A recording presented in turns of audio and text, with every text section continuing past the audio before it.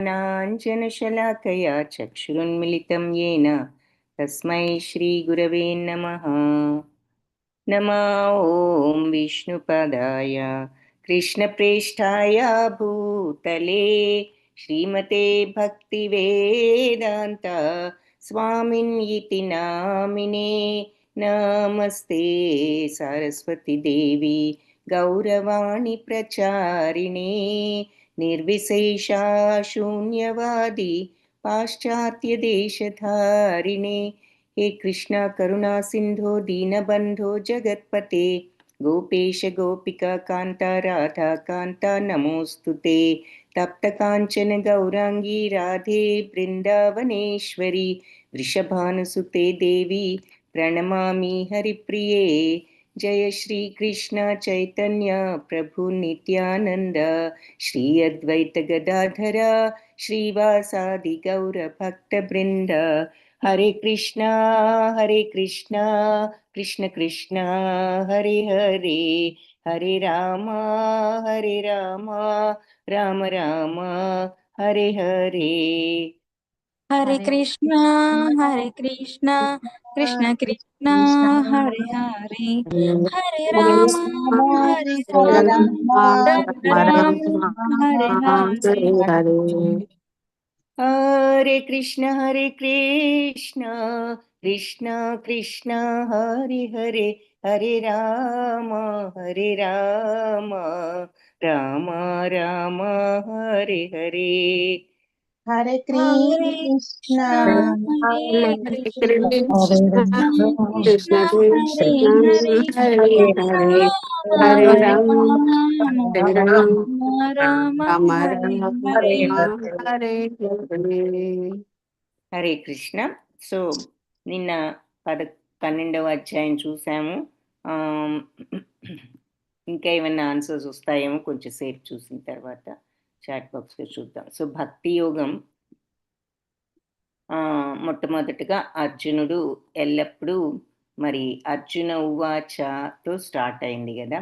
ఎప్పుడు నీ భక్తిలో ఉండేవాళ్ళు లేదంటే నిరాకార అంటే ఈ బ్రహ్మతత్వాన్ని అక్షర అవ్యక్తాన్ని ఆరాధించేవాళ్ళు ఇద్దరిలో ఎవరు ఎక్కువ యోగ పరిపూర్ణులు అన్నదానికి ఇక్కడ బ్రహ్మము పరమాత్మ భగవంతుడు అని మూడు రకాలుగా మరి భగవంతుడిని ఆరాధించవచ్చు అన్నది చూసాము.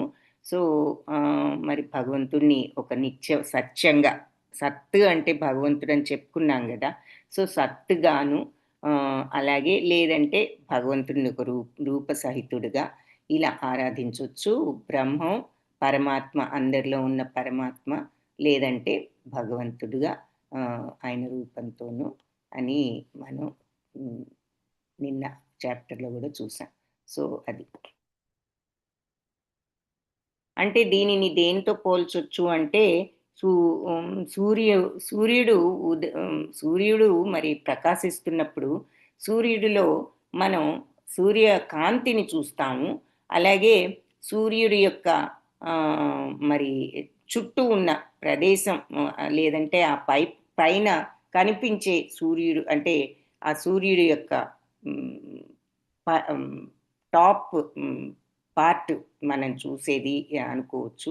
అలాగే మొత్తం సూర్యగోళం అంతా కూడాను అని కూడా అనుకోవచ్చు. సో బ్రహ్మం అంటే మరి అలా భగవంతుడి తాలూకు కాంతి అని, అలాగే అందరిలో ఉన్న పరమాత్మ కూడా ఆయన అంశ అని, అలాగే భగవంతుడు అంటే అసలు భగవంతుడు అని ఆ రకంగా ఒక ఉదాహరణలాగా మనకు అర్థం అవడానికి చెప్పారు. అన్నీ కూడా భగవంతుడినే ఈ రకంగా ఏది కొంతమంది ఈ రకంగా, కొంతమంది ఈ రకంగా, కొంతమంది ఈ రకంగా ప్రార్థిస్తూ ఉంటారు అని భాగవతంలో కూడా ఉన్నదని చెప్పుకున్నాం.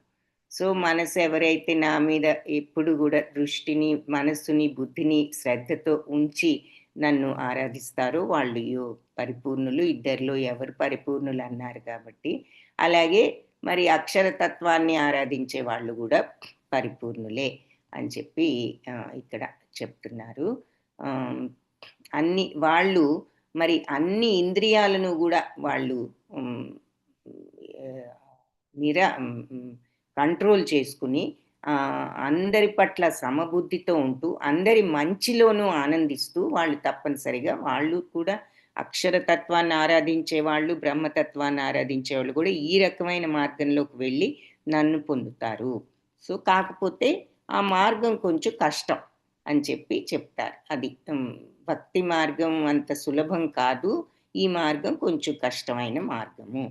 సో, ఇంకా కానీ అన్ని కర్మలు గూడా నాకర్పించి అనన్యమైనటువంటి వేరే మార్గంలోకి వెళ్ళకుండా ఇదే విచలనం లేకుండా అంకిత భావంతో నన్ను ధ్యానించిన వాళ్ళు, ఆరాధించే వాళ్ళను నేను మృత్యు సంసారాన్ని నుంచి ఉద్ధరిస్తాను.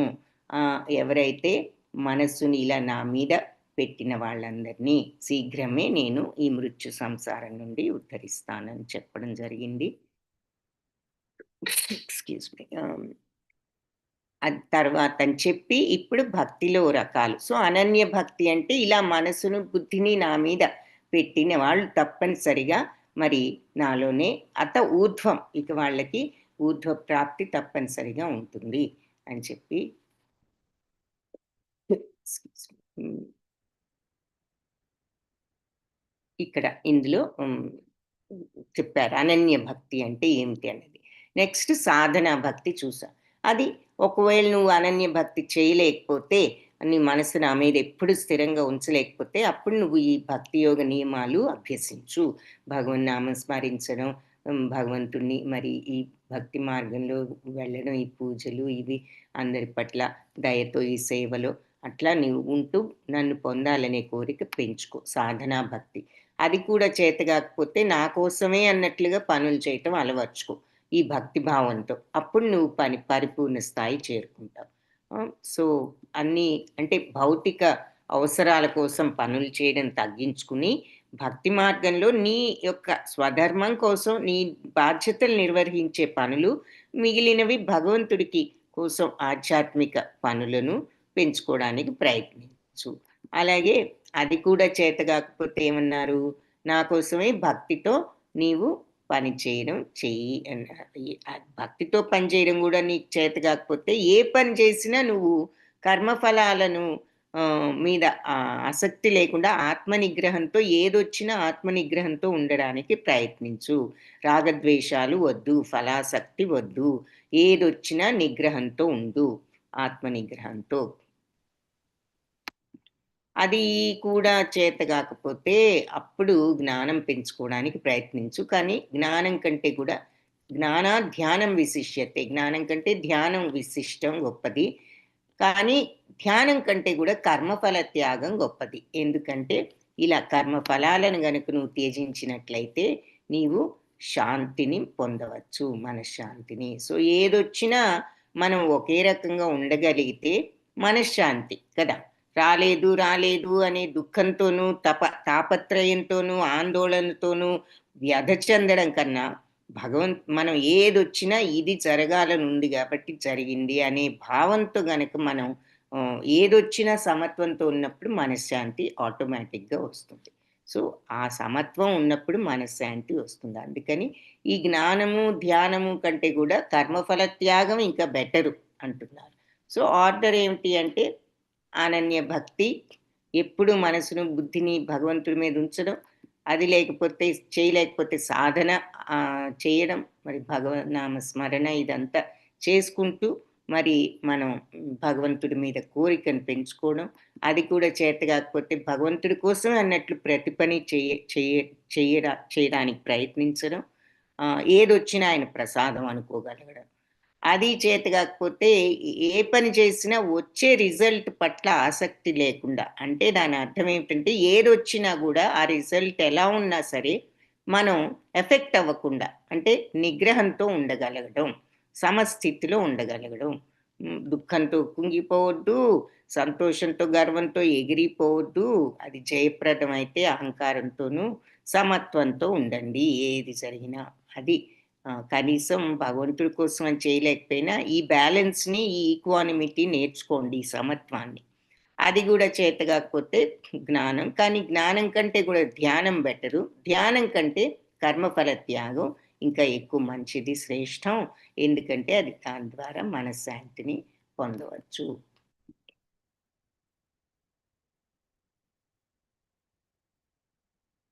ఓకే. సో, ఆన్సర్స్ కొన్ని చూద్దాము. సుదర్శన్ ప్రభుజీ ఏ ఈ 2 బ్రహ్మతత్వమా? లేదంటే నన్ను మిమ్మల్ని ఆరాధించడమా? ఏది గొప్పది అని అర్జునుడు అడగడం. శ్రీకృష్ణుడు మనస్సు, నా మీద మనస్సు, విశ్వాసంతో ఉన్నవాళ్ళు నాకు ప్రియులు అని చెప్పడం. ప్రేమతో చేసే భక్తి ఉత్తమం. నిరాకార పరబ్రహ్మాన్ని ధ్యానించేవారు గూడా నన్నే చేరుకుంటారు. జ్ఞాన మార్గం. అయితే ఇది కొంచెం కష్టమైన మార్గము. ఓకే. గుడ్. తమ కర్మలు నాకు అర్పించి నన్ను స్మరించే వాళ్ళని నేను సంసార సాగరం నుంచి రక్షిస్తాను. భగవంతుడిపై సంపూర్ణ విశ్వాసం. నీ మనస్సును, బుద్ధిని నా మీద నిలుపు. ఎల్లప్పుడూ భగవంతుడిని స్మరించడం. అలా చేయలేకపోతే అభ్యాస యోగం చెయ్యి. సో, అనన్య భక్తి, సాధనా భక్తి. సాధన చేస్తే నీకు నా మీద కోరిక పొందాలనే ఆకాంక్ష వస్తుంది. అభ్యాసం కూడా చేయలేకపోతే భగవంతుడి కోసం కర్మలు. అది కూడా సాధ్యం కాకపోతే కర్మఫలాల పట్ల సమత్వం తెచ్చుకోవాలి. Very good. ఓకే. అభ్యాసం కంటే జ్ఞానం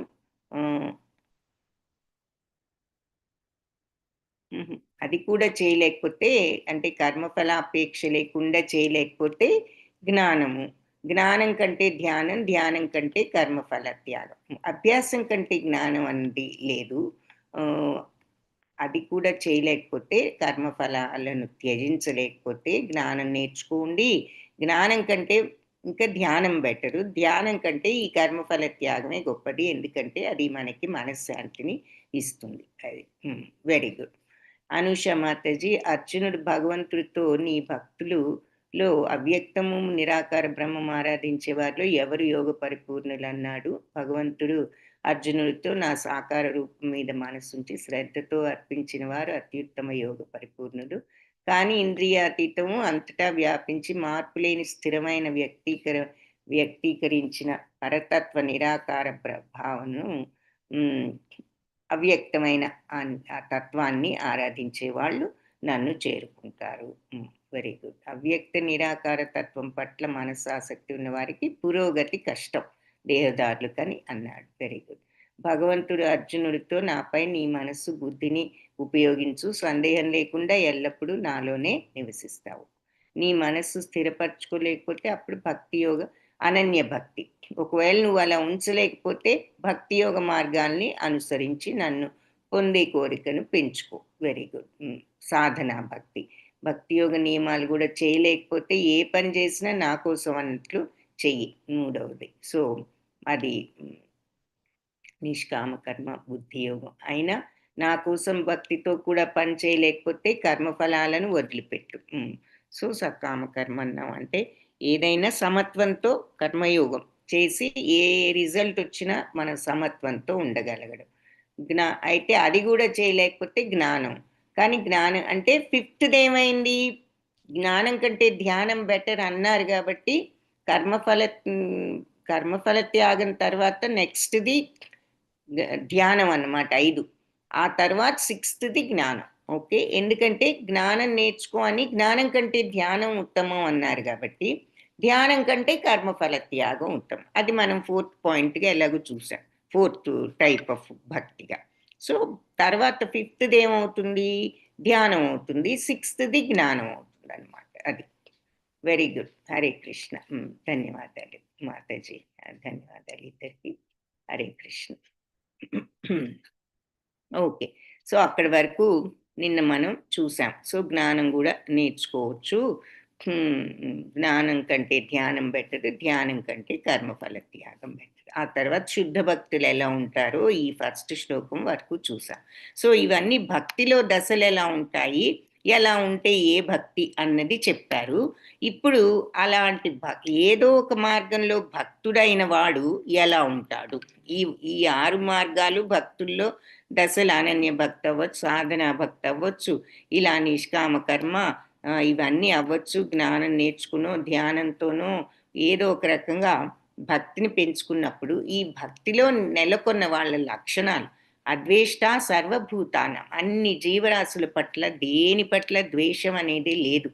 మైత్రి అందరి పట్ల లేదు. అందరి పట్ల ఇంకేముంటుంది, ద్వేషం లేకపోగా అందరి పట్ల మిత్రుత్వం, కరుణ, నిర్మమో నిరహంకారం, మమత్వం లేదు, అంటే నాది అనే అటాచ్మెంట్ లేదు, అహంకారం లేదు, సుఖ దుఃఖ క్షమి, సుఖంలోను దుఃఖంలోను మరి సమత్వం, ఒకే రకంగా ఉండడం, క్షమి అంటే ఓర్పుతో ఉండడం, సంతుష్ట సతతం, ఎల్లప్పుడూ తృప్తితోనే, ఇది లేదు అది ఉంది అనేటటువంటి అసంతృప్తి లేదు, ఏదైనా సంతృప్తి.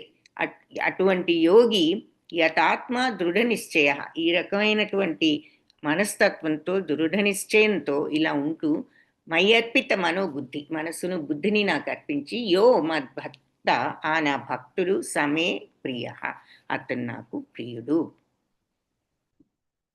హరిదాస్ ఠాకూర్, ఈయనకి నామాచారి అనే పేరు ఉన్నది. ఎందుకంటే ఈ భగవన్నామ స్మరణ హరే కృష్ణ మంత్రంతో నిరంతరం చేస్తూనే ఉండేవాడు. అందుకని ఆయనకి నామాచారి అనే బిరుదు కూడా ఉన్నదన్నమాట. సో ఒక ముస్లిం మతస్థుడు ఆయన ఒరిజినల్గా, మరి ఈ చైతన్య మహాప్రభు టైంలో ఉన్నవాడన్నమాట. ఈ ఈ మంత్రం మీద ప్రేమతో వెళ్తాడు, ఆ మంత్రాన్ని ఏమైనా ఉపదేశిస్తారేమో. ఆ రోజుల్లో ఇది గురోపదేశం, గురు దీక్ష అంటారు. ఎప్పుడైతే మనం ఒక గురువు దగ్గర ఆశ్రయం తీసుకున్నప్పుడు అంటే ఈ ఈ గురువు తాలూకు నియమాలు పాటిస్తామని చెప్పడం, దాన్ని అలా వెళ్ళి ఆ గురువు దగ్గర మంత్ర దీక్షను తీసుకోవడాన్ని దీక్ష తీసుకోవడం అంటారు. సో ఆ గురువు చైతన్య మహాప్రభు దగ్గరికి వెళ్ళి ఆ మంత్రాన్ని ఉపదేశించమని అడగాలని వెళ్తాడు, కానీ భయపడతాడు, నేను ముస్లిం మతస్థుడిని, నాకు ఈ అర్హత ఉన్నదో లేదోనని.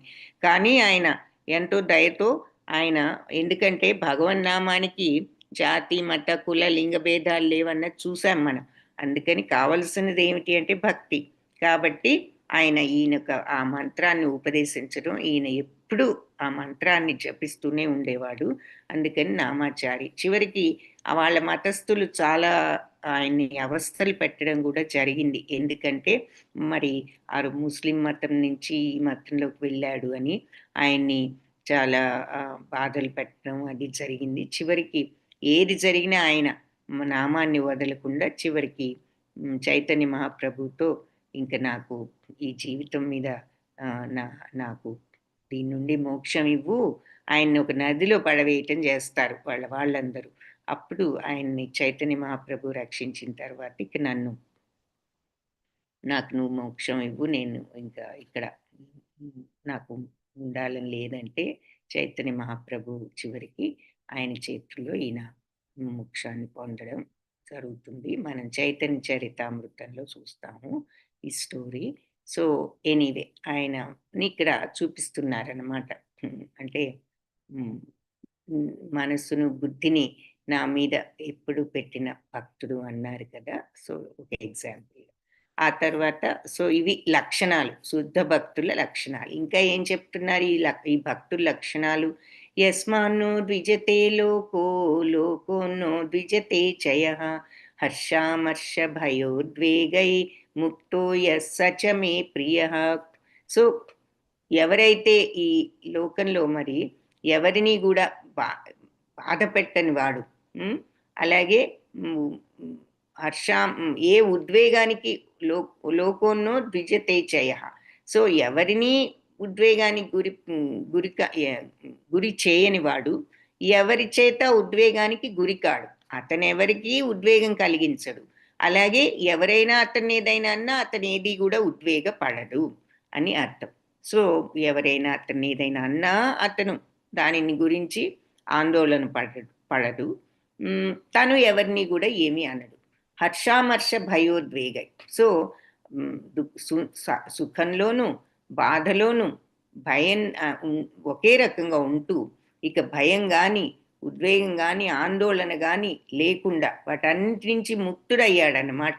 అంటే సుఖమని లేదు, సుఖమైన దుఃఖమైన భయమైన ఉద్వేగం ఏది కూడా లేదు, ఎప్పుడూ నిశ్చలత ప్రశాంతత. అతను అట్లా ఉండిన నా భక్తుడు నాకు ప్రియుడు అని చెప్తున్నారు. ఏ ఒక్కరిని బాధ పెట్టని వాడు, ఎవరి చేత ఉద్వేగానికి గురి కానివాడు, సుఖాల్లో బాధల్లో ఒకేలా ఉంటూ భయము ఆందోళన లేకుండా ఉన్న భక్తులు నాకు ప్రియులు. సో భయము ఆందోళన ఎప్పుడు ఉండదు? భగవంతుడి మీద కంప్లీట్ శరణాగతులైన వాళ్ళకి ఏ భయము ఆందోళన ఉండదు. ఏది జరిగినా భగవంతుడి ఇష్ట ప్రకారం ఆయన మనకి ఏది ప్రాప్తమైతే అది భగవంతుడి యొక్క డెసిషన్ అనుకున్న వాళ్లకు ఏ భయము ఆందోళన ఉండదు. అనపేక్ష సుచిర్దక్ష ఉదాసీనో గతవ్యదః సర్వారంభ పరిత్యాగి యో మద్భక్త సమే ప్రియః.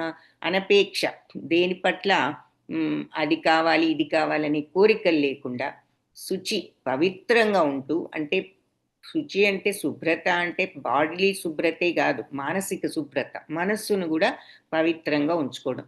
దక్ష అంటే దక్షత కలిగిన వాడు, అంటే ఈ అస్థిరమైన మనస్తత్వంతో ఈ పద్ధతిలో ఉండగలిగిన వాడు. ఒక రోజు ఉండి ఒక నిశ్చలత్వంతో ఇదే పద్ధతిలో నెలకొని ఉండగలిగిన వాడు. ఉదాసీనో అంటే ఉదాసీనుడు అంటే ఏది జరిగినా రియాక్షన్ అనేది రియాక్ట్ అవ్వకుండా, అంటే వీడేదో రియాక్ట్ అవ్వకుండా ఇలా ఉదాసీనంగా ఉన్నాడంటే మనం ఏదో వాళ్ళు ఏ ఎక్స్ప్రెషన్ తెలియని వాళ్ళు అనుకుంటాం జనరల్గా. కానీ వాళ్ళు ఎంతో సమత్వంతో ఉంటేనే ఆ ఉదాసీనత వస్తుంది.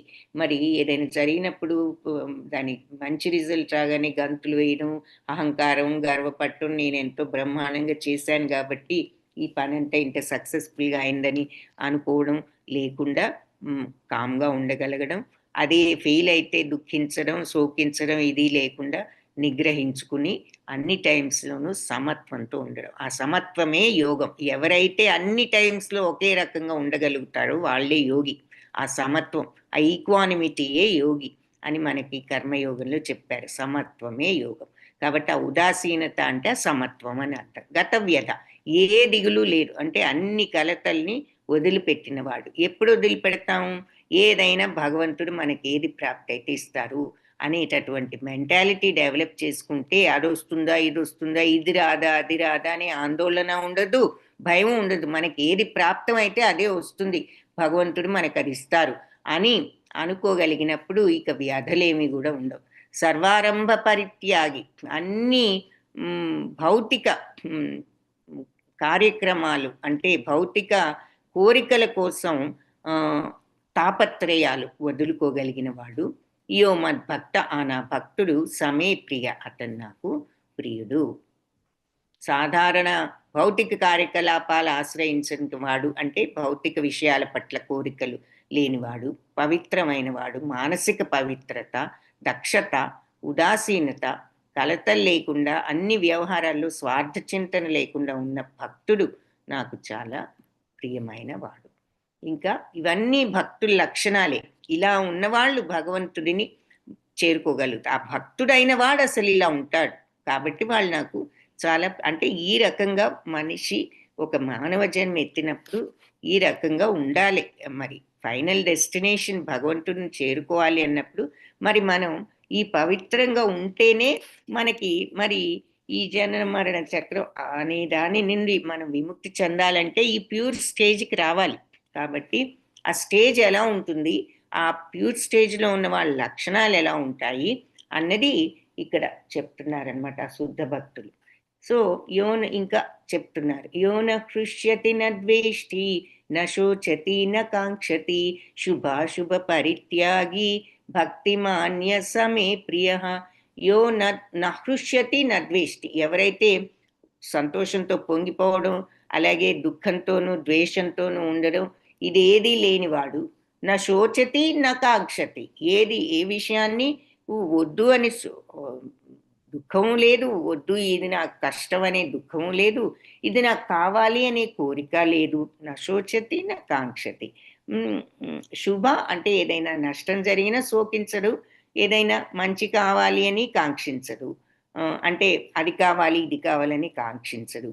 శుభ అశుభ పరిత్యాగి, సో శుభం జరిగినా అశుభం జరిగినా రెండు ఫలితాలను కూడా త్యజిస్తాడు. అంటే ఏదైనా అతనికి ఒకటే, అంటే ఒకే రకంగా ఉంటాడు అని. అంటే త్యజిస్తాడు అంటే ఇక్కడ ఫిజికల్గా కూడా కాదు, మెంటల్గా ఏది జరిగినా శుభమైనా అశుభమైనా ఒకే రకంగా ఉంటాడు. భక్తిమాన్య, ఇటువంటి భక్తుడు సమే ప్రియ, అతను నాకు ప్రియుడు. సో ఎవరైతే ఈ లౌకిక సుఖాలు పట్ల ఆనందించకుండా, ప్రాపంచిక కష్టాలు వచ్చినప్పుడు బాధపడకుండా, నష్టం జరిగినా బాధపడరో, లాభం కోసం ప్రాకులాడరో, శుభ అశుభ పనులన్నిటినీ కూడా త్యజించేవాడు, భక్తితో నిండినవాడు నాకు చాలా ప్రియమైన వాళ్ళు అని ఇక్కడ చెప్తున్నారు. సో దీనికి ఒక ఎగ్జాంపుల్గా ప్రహ్లాదుడు. మరి ప్రహ్లాదుడు తండ్రి ఎన్నో రకాలుగా చంపించాలని చూసినా కూడా ప్రహ్లాదుడు ఎవరిని తప్పు పట్టలేదు. ఎప్పుడు కూడా తండ్రి మీద కోపం లేదు. ఈ చంపడానికి వచ్చిన తండ్రి యొక్క అనుచరుల మీద కోపం లేదు. ఎప్పుడు నారాయణ మంత్రం జపించుకుంటూనే ఉండేవాడు. ఆ భగవంతుడే అతన్ని రక్షించాడు. సో ఇక్కడ ఒక రకంగా ఏనుగులతో తొక్కించడం అంటే ఎన్నో రకాలుగా చంపాలని ప్రయత్నాలు జరగడం జరిగాయి కదా, మీ అందరికీ తెలిసే ఉంటుంది. సో ప్రహ్లాదుని సో ఏ సుఖాల పట్ల ఆనందించకుండా, ప్రాపంచిక కష్టాల పట్ల బాధపడకుండా, నష్టం జరిగిన బాధపడరు, లాభం కోసం ప్రాకులాడరు, శుభ అశుభ పనులు ఏదైనా ఒకటే అని ఉండగలిగిన వాళ్ళు భక్తితో ఇలాంటి వాళ్ళు నాకు ప్రియులు అన్నదానికి ఒక ఎగ్జాంపుల్గా ఇక్కడ ప్రహ్లాదుని చూపిస్తున్నారు. ఇంకా సమశత్రౌ చ మిత్రే చ తథా మానాపమానయో శీతోష్ణ సుఖ దుఃఖేషు సమసంగ వివర్జితః తుల్యనుందాస్తుతిర్మౌని సంతుష్టో ఏన కేనచిత్ అనికేత స్థిరమతిః భక్తిమాన్ మే ప్రియో నరః. సమశత్రౌ చ మిత్రే చ, శత్రువుని మిత్రుణ్ణి సమంగా చూసేవాడు. చ మరియు తథా అలాగే మానాపమానయో, మానం గౌరవమైనా అవమానమైనా ఒకే రకంగా, ఎవరైనా గౌరవించినా ఒకటే, ఎవరైనా అవమానించినా ఒకటే. శీతోష్ణ చలి వేడి, సుఖ దుఃఖ సుఖమైన దుఃఖమైన సమంగా ఉండేవాడు అన్ని పరిస్థితుల్లో. ఏదైనా సుఖ దుఃఖాల్లో సమత్వం, సంఘ వివర్జిత అటాచ్మెంట్స్ని వదులుకున్నవాడు. సో అని అర్థం ఇక్కడ. సంఘ వివర్జిత అంటే అటాచ్మెంట్స్, నాది, నా ఇల్లు, నా అనేటటువంటి, అంటే అందరినీ వదిలేసి వెళ్ళిపోమని కాదు, ఆ భావం అనేది తగ్గించుకో. సో అటాచ్మెంట్స్ పట్ల, నాది నాది అని ప్రతిదానికి అటాచ్మెంట్ ఉంటుంది కదా మనకి, అది తగ్గించుకుంటూ ఉండటానికి ప్రయత్నించడం. తుల్య నిందాస్తుతి మౌని. సో తుల్య అంటే సమత్వం, ఎందులో నిందైనా స్తుతి అయినా సమమే వాళ్ళకి. ఎవరైనా నిందించినా ఒకటే, ఎవరైనా వాళ్ళని స్తుతించినా పొగిడినా ఒకటే. మౌని, ఎక్కువగా మాట్లాడకుండా ఉండడం. మౌని అంటే నోటితో మాట్లాడకుండా ఉండడమే కాదు, మనస్సుతో ముందు ఆలోచనల్ని, మనసులో ఉన్న అన్నెసెసరీ థాట్స్ అన్నిటినీ పక్కకు నెట్టివేయడం. పైకి మాట్లాడకుండా ఉన్నా మనసులో ఈ ఆలోచనలన్నీ ఉన్నప్పుడు అది మౌనం అవ్వదు. సో మనస్సును ముందు మౌనంగా ఉంచుకోగలగడం. మన పనులు చేయడం వరకు మైండ్ని వాడటం ఎన్నోసార్లు మన మైండ్లో ఆలోచనలన్నీ అనవసరపు ఆలోచనలే, మనకి పనులు చేయడానికి ఉపయోగపడే ఆలోచనే కాదు, ఎన్నో అన్నెసెసరీ థాట్స్ ఉంటూ ఉంటాయి. సో మనస్సును కూడా మౌనంగా ఉంచుకోగలగడం. మౌని సంతుష్టో ఏనకేన చిత్, దేనితో అయినా సంతృప్తి పడేవాడు. ఉన్నా లేకపోయినా ఎప్పుడైనా సంతృప్తితోనే ఉండేవాడు. అనికేత అంటే మరి ఎక్కడైనా సరే ఇది నా ఇల్లు అని ఎక్కడున్నా, మరి అతను పెద్ద భవనంలో ఉన్నా, చిన్న ఇంట్లో ఉన్నా, ఎక్కడున్నా మరి స్థిరమతి, ఒకే రకంగా ఉండేవాడు. స్థిరమైనటువంటి భక్తుడు మే ప్రియో నరహ, అలాంటి మనిషి భక్తుడు నాకు ప్రియుడు. సో శత్రుమిత్రులతో సమభావంలో ఉండేవాడు. గౌరవమైన అగౌరవమైన, శీతోష్ణాలైన, చలి అయిన వేడి అనే అర్థం, ఆనందమైన బాధ అయినా, కీర్తి అయినా అపకీర్తి అయినా, అంటే నిందైన స్తుతి అయినా సమభావంతో ఉండేవాడు. మరి చెడు సావాసం నుంచి దూరం, సంఘ వివర్జిత అంటే ఇక్కడ సంగత్వం అంటే ఇట్లా కలిసి వాళ్ళతో వీళ్ళతో, అంటే చెడు సాంగత్యం అన్నట్లుగా ఉంది. బట్ ఇంకా డీపర్ మీనింగ్ ఏమిటి అంటే మనం ఈ అటాచ్మెంట్స్ని తగ్గించుకుంటూ తుల్య నిందైనా స్తుతి అయినా సమత్వంతో ఉంటూ దేనితో అయినా సరే సంతృప్తిగా ఉండగలగడం. అలాగే మరి ఇలా అనికేత, ఎక్కడున్నా సంతృప్తిగా ఉండడం. ఇలా భక్తిలో స్థిరుడైన వాడు నాకు ప్రియుడు. అంబరీష్ మహారాజ్ స్టోరీ తెలిసిందే కదా. మరి అంబరీష్ మహారాజ్ గొప్ప రాజు, గొప్ప భక్తుడు. మరి దుర్వాస మహాముని మరి ఏదో పరీక్షిద్దామని రావడం, ఇలా లేటుగా వచ్చి నువ్వు మంచినీళ్ళు తీసుకుంటావా నేను రాకుండా అని, ఏకాదశి కదా ఆయన అని ఆ టైంకి తీసుకోవాలని గురువులు చెప్తే ఆయన ఒక బుక్కెడు నీళ్ళు తాగారని ఏదో రాక్షసుని సృష్టించడం, ఆ రాక్షసుని భగవంతుడు వధించడం, ఆ చక్రం ఇతని వైపు రావడం, మరి ఆయన భయపడి బ్రహ్మ, శివుడు అందరి దగ్గరికి, విష్ణువు దగ్గరికి వెళ్ళడం, వాళ్ళెవరు గూడా మామూలుగా నువ్వు చివరికి అంబరీష్ మహారాజు దగ్గరికే వెళ్ళమంటే, ఆయన్ని శరణు వేడమంటే వెడితే, ఆయన భగవంతుడిని వెంటనే ప్రార్థించి, ఆ చక్రాన్ని వెనుదీసుకోమనడం, అప్పుడు ఆ చక్రం వెళ్ళిపోవడం, ఇదంతా చూపిస్తున్నారు ఎగ్జాంపుల్‌గా. సో, ఇక్కడ ఈ ఇంత తపస్సు చేసి రాక్షసుని సృష్టించేంత శక్తి ఉన్న ఈ మునిని గూడా ఈ భక్తుడే కాపాడవలసొచ్చింది. సో, భక్తికి ఎంతటి భక్తుడికి ఎంత పవర్ ఉంటుంది అంటే పవర్ కోసమని కాదు, కానీ భక్తుడు ఎంతటి గొప్పవాడు అన్నది మనకు అర్థమవుతోంది. ఉదాహరణగా మరి మనం చూస్తున్నాం చరిత్రలో హనుమంతుడు ఆయన భక్తితోనే అంతటి మ్, మ్, మహత్తరమైనటువంటి మ్, వ్యక్తిత్వం హనుమంతుడికి. దేనివల్ల అంటే ఆయన భక్తి వల్లే. ఏ తు ధర్మ్యామృతం ఇదం యథోక్తం పర్యుపాసతే శ్రద్ధానా మత్పరమా భక్తాస్తేతీవ మే ప్రియ. ఎవరైతే ఈ ధర్మం ఈ మార్గాన్ని, ఈ అమృత తుల్యమైనటువంటి ఈ మార్గాన్ని వాళ్ళ యథోక్తం పర్యుపాసతే, వాళ్ళ తెలిసిన వాళ్ళకి వీలైనంత గొప్ప వీలైనంత ఉత్తమ మార్గంలో ఆరాధిస్తారో, పర్యుపాసన వాళ్ళు ప్రాక్టీస్ చేస్తారో, శ్రద్ధదాన మత్పరమ ఎంతో దివ్యమైన శ్రద్ధతో నన్ను ఈ రకంగా ఆరాధన, ఈ ధర్మ మార్గంలో, ఈ భక్తి యోగం అనేటటువంటి ఈ అమృత మార్గంలో నన్ను లక్ష్యంగా చేసుకుని ఎవరైతే ఈ భక్తితో దివ్యమైన శ్రద్ధతో నన్ను ఆరాధిస్తారో వాళ్ళు నాకు భక్తాస్తే తీవమే ప్రియ. అటువంటి భక్తులు నాకు ప్రియులు. సో భక్తి యోగం అనే ఈ అమృత మార్గాన్ని అనుసరిస్తూ నన్నే పరమలక్ష్యంగా మత్పరమ, నన్నే పరమలక్ష్యంగా అత్యంత శ్రద్ధతో ఆరాధించి వాళ్ళు నాకు అత్యంత ప్రియులు. కుచేలుణ్ణి ఇక్కడ చూపిస్తున్నారు. కుచేలుడు కూడా భగవంతుడి పట్ల భక్తి, ప్రేమ. ఆయన భార్య డబ్బు కోసం వెళ్ళమని అడిగినా ఆయన వచ్చి డబ్బు కావాలి నాకు ఏమీ లేదన్న మాట చెప్పలేదు. భగవంతుని చూసిన తృప్తి ఆనందాలే ఆయనకి చాలనుకున్నాడు. కానీ భగవంతుడు సమస్తం తెలిసినవాడు కాబట్టి ఆయన వచ్చిన పని, ఆ భార్య అడిగిన పని తెలుసు కాబట్టి భగవంతుడు ఆయనకి అనుగ్రహించడం జరిగింది.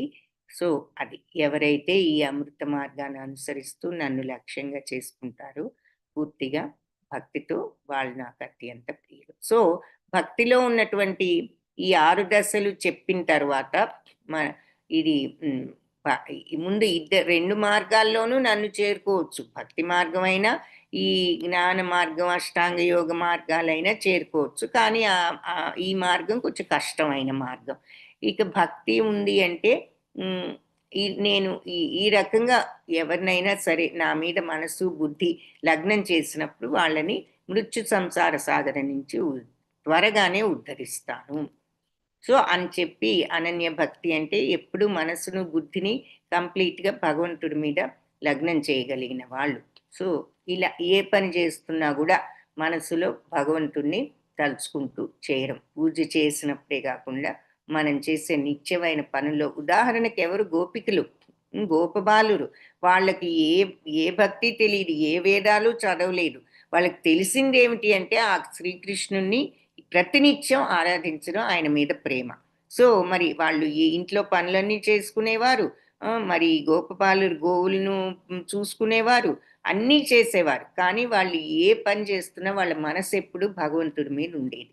సో అది ఒక ఎగ్జాంపుల్ ఇక్కడ. అందుకని ఏ పని చేసినా భగవంతుడిని మనసులో ఉంచుకోవడం అనేది ఇక్కడ చూపిస్తున్నారనమాట. సో మనసులో అది చేత కాకపోతే మరి అభ్యాసం, సాధన చెయ్యండి. స్మరించుకోవడం, ఇవి ఆ రకంగా భగవంతుడి మీద కోరికని ఇచ్చను మామిచ్ఛాప్తం ఆ ఇచ్చ అనేది పెంచుకోవచ్చు. అది కూడా చేత కాకపోతే ఏ పని చేసినా భగవంతుడి కోసమే అని ఏది వచ్చినా ఆయన ప్రసాదం అనుకోగలగడం. ఎక్కువగా ఈ కోరికలు తీర్చుకునే పనుల కన్నా కొద్దిగా ఆధ్యాత్మికం వైపు కూడా మరల్చడం మనసు. అది కూడా చేత కాకపోతే నీ బాధ్యతలు నువ్వు చేస్తూ ఏది జరిగినా నువ్వు సమత్వంతో ఉండు. రియాక్షన్స్ తగ్గించుకో. ఆ సమత్వంతోనే నీవు యోగ స్థితికి, పరిపూర్ణతకి వెళ్ళగలుగుతావు. అది కూడా చేత కాకపోతే మరి ధ్యానం, ధ్యానం కంటే జ్ఞానం. అది చేత కాకపోతే జ్ఞానం. సో, కానీ జ్ఞానం కంటే ధ్యానం బెటర్. ధ్యానం కంటే కర్మఫల త్యాగం ఇంకా బెటర్. లాస్ట్ 3 చెప్పారు. మరి కర్మఫల త్యాగం కంటే ఇంకా మరి మిగిలిన 3 ఇంకొంచెం పైన స్థితిలో ఉన్నాయి. సో, ఆ తర్వాత శుద్ధ భక్తుల లక్షణాలు. అసూయ లేనివాడు, అన్నిటి పట్ల మితత్వం, కరుణ, నిర్మమం, నిరహంకారం, సుఖ దుఃఖాలలో సమత్వం, ఓర్పు, ఎప్పుడూ తృప్తిగానే ఉండేవాడు. మరి ఇటువంటి యోగి దృఢనిశ్చయంతో ఈ ఈ రకమైన మనస్తత్వంలో ఉండేవాడు. మనస్సుని, బుద్ధిని భగవంతుడికి అర్పించిన వాడు. మరి భగవంతుడి ప్రియుడు. అలాగే మరి ఉద్వేగానికి గురి కానివాడు. ఎవరైనా ఏదైనా అన్నా ఉద్వేగం ఉండదు. ఎవరిని ఉద్వేగానికి గురి కానివ్వడు. ఏమీ అనడు. అలాగే సుఖమైన, బాధైన, హర్ష, అమర్ష. సో, దుఃఖమైన, సుఖమైన, భయమైన, ఉద్వేగం ఇవేమి వీటన్నిటి నుంచి ముక్తుడైన వాడు, బయటపడ్డవాడు. అలాగే మరి దేనిని కోరికలతో అది కావాలి, ఇది కావాలని కోరికలు లేనివాడు, పవిత్రమైన వాడు, దక్షతతో, ఉదాసీనత అంటే రియాక్షన్స్ లేకుండా సమత్వంతో ఉన్నవాడు, ఏ దుఃఖాలు, కలతలు కూడా దేని గురించి కలత చెందని వాడు. కలతలన్నీ కోరికలను బట్టి ఉంటాయి. ఇది లేదు, అది లేదు అనుకున్నప్పుడే మనకు కలత వస్తుంది. ఏదైనా తృప్తితో ఉన్నామంటే ఏ కలత ఉండదు. సర్వారంభ పరిత్యాగి. సో, ఏదో అది కావాలి, ఇది కావాలని ఏదో కోరికలు తీర్చుకోవడం కోసం తాపత్రయపడడం లేనివాడు, అటువంటి తాపత్రయాలు లేనివాడు, అటువంటి భక్తుడు నా ప్రియుడు. ఇంకా ఎవరైతే నా హృష్యతి నా ద్వేష్టి. సో, ఏదైనా జరిగినప్పుడు, సుఖం వచ్చినప్పుడు విపరీతంగా సంతోషపడిపోవటం, కష్టం వచ్చినప్పుడు నాకు ఇది వద్దు, నాకు ఇష్టం లేని జరిగిందని ద్వేషము లేదు, అలాగే దుఃఖము లేదు, కావాలనే కోరిక లేదు, దుఃఖం వచ్చినప్పుడు శోకించరు, ఇది కావాలని కాంక్షించరు, అశుభ పరిత్యాగి. ఏదైనా ఒకటే, శుభం జరిగినా అశుభమైనా ఆ ఫలితం ఏదైనా అతనికి ఒకటే, అంటే త్యజించిన వాడు. ఫలితం త్యజించాడంటే మళ్ళీ ఇక్కడ అర్థం ఏమిటంటే ఫిజికల్గా కూడా కాదు, మెంటల్గా అతనికి ఏదైనా ఒకటే. అలాగే అటువంటి భక్తుడు మరి ప్రియుడు. తర్వాత సమశత్రుమిత్రుడైన, శత్రువైన, గౌరవమైన, అవమానమైన, చలైన, వేడైన, సుఖమైన, దుఃఖమైన మరి సమత్వంతో ఉంటూ, సంఘ వివర్జిత, అటాచ్మెంట్స్ తగ్గించుకుని, తుల్య నిందాస్తుతిలో తుల్య అంటే సమత్వం, నిందించినా స్తుతించినా సమత్వంతో ఉండేవాడు. మౌని, మనస్సును కూడా అన్నెసెసరీ థాట్స్ లేకుండా కంట్రోల్ చేసుకున్నవాడు. పైకి మాట్లాడకుండా ఉంటే చాలదు, మాట్లాడాలి, అవసరమైనప్పుడు మాట్లాడాలి మనకు కావలసినప్పుడు, కానీ అనవసరపు సంభాషణ, ఆ తర్వాత మనస్సులో అనవసరపు ఆలోచనలు లేకుండా ఉండగలిగిన వాడు. సంతుష్టో ఏనకి కేనచిత్, ఏది ఉన్నా లేకపోయినా సంతృప్తితో ఉండగలిగిన వాడు. అలాంటి స్థిరమైన మనస్సు ఉన్న భక్తుడు నాకు ప్రియుడు. సో, ఇటువంటి భక్తి అమృత మార్గాన్ని పాటిస్తూ, సో ఇప్పుడు భగవంతుడు చెప్పినటువంటి ఈ లక్షణాలతో ఎప్పుడొస్తాయి అంటే, మొదట చెప్పిన ఈ అనన్య భక్తో, సాధనా భక్తో, నిష్కామ కర్మో, ధ్యానమో, జ్ఞానమో చేయగలిగినప్పుడు ఈ లక్షణాలు నిజంగా మనం ఆ మార్గంలో స్థిరమైన భక్తులకి ఈ లక్షణాలు వస్తాయి. సో, ఈ లక్షణాల కోసం, ఈ యథోక్తం ఈ లక్షణాల కోసం సాధన చేస్తూ, ఈ ధర్మ మార్గంలో అనుసరిస్తూ, నన్నే పరమ లక్ష్యంగా చేసుకుని, ఎవరికి మన శక్త్యానుసారము ఈ మార్గంలో ఉంటూ, శ్రద్ధతో ఈ రకంగా భగవంతుడి మీద భక్తితో ఉన్నప్పుడు వాళ్ళు నాకు అత్యంత ప్రియులు. సో, భక్తుడు మరి భగవంతుడే కోరుకుంటారన్న దానికి ఒక చిన్న కథ ఇక్కడ చెప్తున్నారు. కౌరవ పాండవ సంగ్రామానికి ముందు అర్జునుడు తర్వాత దుర్యోధనుడు ఇద్దరు శ్రీకృష్ణుడు సహాయం అడగడానికి వస్తారు. ముందు దుర్యోధనుడు వస్తాడు. వచ్చి అక్కడ కాళ్ళ దగ్గర కుర్చీ ఉంటే తల దగ్గర లాక్కుని కూర్చుంటాడు. శ్రీకృష్ణుడు నిద్రిస్తూ ఉంటాడు. అప్పుడు తర్వాత అర్జునుడు వచ్చి కాళ్ళ దగ్గర కిందే కూర్చుంటాడు.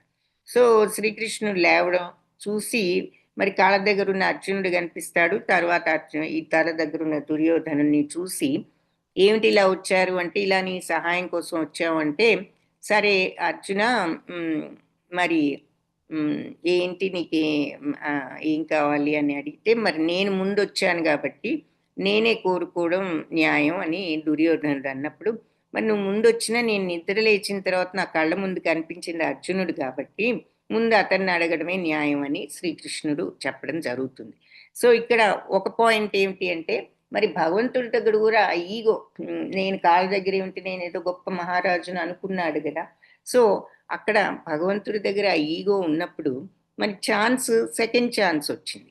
కానీ భగవంతుడు ఏమన్నాడు అర్జునుడితో, వీళ్ళిద్దరితో ఏమంటాడు అంటే, నేను ఒక పక్క నా సైన్యం ఒక పక్క ఉంటాను, మీరిద్దరూ ఏది కావాలో చూసుకో, ముందు అర్జున నువ్వు సెలెక్ట్ చేసుకో, నీకు ఏది కావాలి అంటే అర్జునుడు నువ్వే కావాలి అంటాడు. అప్పుడు దుర్యోధనుడు ఏమనుకుంటాడంటే, ఎంత బుద్ధిహీనుడు, నాకు ముందు అడిగే ఛాన్స్ రాకపోయినా కూడా నాకు కావాల్సిందే నాకు వచ్చింది, ఈ కృష్ణుడు ఒక్కటితో నేనేం చేసుకుంటాను, ఆయన సైన్యం అంతా ఉంటే నాకు ఉపయోగకరం కదా అనుకున్నాడు. కానీ భక్తుడైన వాడు సైన్యం మొత్తం నాకు అక్కర్లేదు, నాకు నువ్వు చాలు అన్నాడు అర్జునుడు. సో అది అంటే భక్తుడు ఎప్పుడు భగవంతుడిని కోరుకుంటాడు అన్న దానికి ఒక స్టోరీ ఎగ్జాంపుల్గా ఇక్కడ చెప్తున్నారు. సో భక్తి యోగం గురించి చూసాం కాబట్టి భాగవతంలో కూడా ఈ భక్తి యోగం 9 రకాలుగా మనం ఏదో ఒక మార్గాన్ని చూసుకోవచ్చు అని చెప్పుకున్నాం కదా. శ్రవణం, కీర్తనం, విష్ణు స్మరణం, పాదసేవనం, అర్చనం, వందనం, దాస్యం, సఖ్యం, ఆత్మనివేదనం. ఈ 9 భక్తులు భాగవతంలో చెప్పబడ్డాయి. ఏ ఒక్కదాంతో అయినా మనం భగవంతుణ్ణి భక్తి మార్గంలోకి వెళ్ళడానికి ఏ ఒక్క మార్గాన్నైనా ఉపయోగించుకోవచ్చు. శ్రవణం, మనకు ఉదాహరణ ఏం చెప్పారు, శ్రవణం వినడం. మనం పరీక్షిత్ మహారాజు భాగవతం విని ఆయన ఏ రకంగా మోక్షాన్ని పొందాడు. కీర్తనం, మీరాబాయి ఆవిడ ఎప్పుడు భగవంతుడిని కీర్తిస్తూ ఎలా మోక్షం పొందింది. విష్ణు స్మరణం, ఇక్కడ హరిదాస్ ఠాకూర్ లాంటి వాళ్ళు ఎప్పుడు స్మరిస్తూ. అలాగే పాదసేవనం, లక్ష్మీదేవి ఆవిడ ఎప్పుడు భగవత్పాదాలు అర్చిస్తూ ఉండేది. అర్చనకి పృథు మహారాజు, ఆయన భాగవతంలో చూస్తాం ఆయన స్టోరీ, ఆయన ఎప్పుడు కూడా చాలా మహాభక్తుడు. అలాగే వందనం, ధ్రువ మహారాజు, ఆయన మరి ఎప్పుడు ఆ ప్రార్థనా భావంతో మరి చిన్న వయసులోనే భగవంతుణ్ణి తపస్సు చేసి సాక్షాత్కరించుకున్నాడు. దాస్యం, హనుమంతుడు, దాస్యభక్తి, సఖ్యం, అర్జునుడు, అలాగే ఆత్మనివేదన, బలిచక్రవర్తి, గోపికలు, వీళ్ళంతా ఎగ్జాంపుల్ అన్నమాట సమస్తము భగవంతుడికి అర్పించడానికి. అంబరీష్ మహారాజ్ ఈ 9 భక్తులకి కూడా ఆయన్ని ఉదాహరణగా చెప్పచ్చు అన్నిటికీ కూడా అని అంటారు. సో ఎనీవే ఇవి 9 భక్తులు. సో ఇది భక్తి యోగం. హరే కృష్ణ కృష్ణ కృష్ణ హరే హరే, హరే రామ రామ రామ హరే హరే. కృష్ణం వందే జగద్గురు. వాంఛాకల్పతరుభ్యశ్చ కృపా సింధుభ్య ఏవ చ పతితానాం పావనేభ్యో వైష్ణవేభ్యో నమో నమః.